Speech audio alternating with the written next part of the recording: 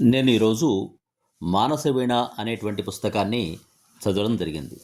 దాన్ని బ్రహ్మశ్రీ గండ్లూరి దత్తాత్రేయ శర్మ శతావధాని గారు రచించారు. ఇందులో 120 మత్తేభ పద్యాలు ఉన్నాయి. అవన్నీ కూడా మనసును బోధిస్తూ, విచిత్రమైన మనస్సు ఈ లౌకిక వ్యవహారంలో మాత్రమే తిరుగుతూ ఉంటుంది, హరిపాదాలను సేవించడానికి దానికి మనసు పోవడం లేదు అని తమ యొక్క ఆందోళనను ఆ భగవద్భక్తి అలవడేటట్లుగా మనస్సుకు బోధిస్తున్నటువంటి ఈ 120 మత్తేభ పద్యాలు చాలా చక్కగా ఉన్నాయి, ఆత్మబోధగా ఉన్నాయి, జీవుని యొక్క వేదనను తెలిపేటట్లుగా ఉన్నాయి. ఈ పద్యాలను ఏకబిగిగా చదవడం జరిగింది. అందులో ఒక పద్యాన్ని మీకు తెలియచేస్తా.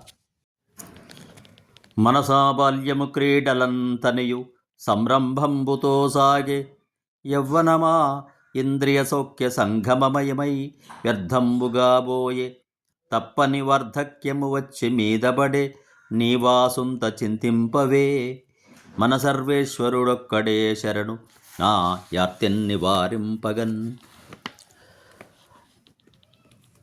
జీవితమంతా కూడా బాల్యంలో క్రీడలతో, యవ్వనంలో ఇంద్రియ సౌఖ్యాలతో గడిచిపోయింది. అనుకోకుండా తప్పనిదైన వార్ధక్యం వచ్చి మీద పడింది. అయినప్పటికీ కూడా నీవు భగవంతుని చింతింపలేకుండా ఉన్నావు.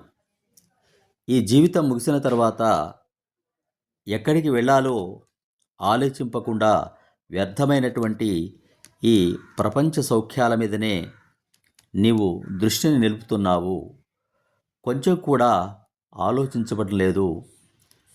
కాబట్టి ఆ సర్వేశ్వరుడొక్కడే శరణు నా ఆర్తిని తీర్చడానికి అని ఎంత చెప్పినప్పటికి కూడా మనస్సు భగవంతుని మీద కేంద్రీకరించకపోయేటప్పటికీ చివరకు ఈ కావ్యంలో శర్మగారు నీవే తప్ప హితప్పరంబెరుగా మన్నింపందగున్ అన్నట్లుగా ఆ మనస్సు ఎంత చెప్పినప్పటికీ వినడం లేదు.